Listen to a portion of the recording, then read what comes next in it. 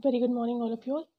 I'm here with the third module of economics, seventh chapter, the role of state in economic development, module 3. Okay, so before we move on, children, let's have a quick recap on what we did in the last module. In the last module, we talk about the roles of state, the promotion of capital formation, infrastructure, social infrastructure, human capital, industrial and agricultural development, structural changes, expansion of foreign trade, and population policy. If you don't remember these points or you haven't seen them, missed them, please go back and see that module. You'll be able to understand them in detail. So today we are going to start off with the fiscal policy. I'm sure the term is not unknown to you, but today we are going to talk about them in bit detail. What is fiscal policy? So children, let's start with the meaning of fiscal policy.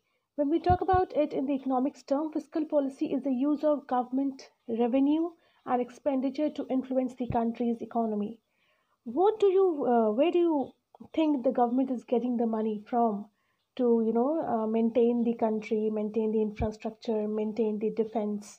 There are so many things that falls under the government. So where do you think they're getting the money from? There are certain policies that the government has imposed and the government and controls the country.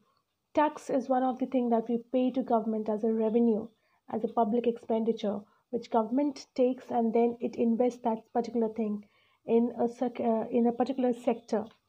So we will talk about this in detail today. Uh, you can see here the fiscal policy, the exact definition. Fiscal policy deals with government changes in taxes and expending on the public sector. Government raise taxes to provide goods and services such as hospitals and school. Individuals and business are taxed, and main type of tax are income tax, profit or corporation tax, indirect taxes, and import duties and tariffs. We'll be talking about the different type of taxes in detail, not in this module, but yes, these are certain things that you need to know. So basically, government raises taxes, and that is how it earn the money, and that comes under the fiscal policy. Now we have two types of fiscal policy. The first is expansionary fiscal policy. Now, understand the word expansionary. Expansionary means something expanding, which includes tax cuts, transfer payments, rebates, and increased government expenditure on projects such as infrastructure improvement.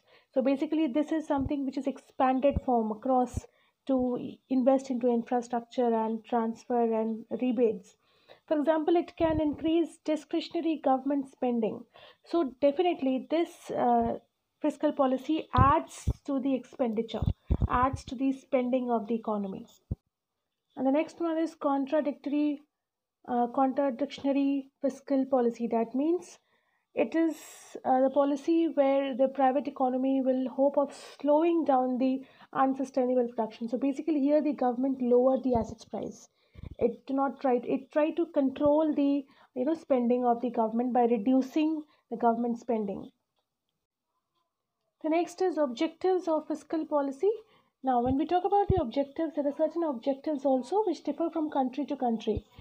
Now, why do I say this? It differ from country to country. Now, understand a country which is underdeveloped, a country which is in a developing phase, and the country which is already developed will definitely not have the same agenda, will definitely not have the same policies. You agree with this, right? So every country have different agenda and different ways to attain the economy, the best of the economy.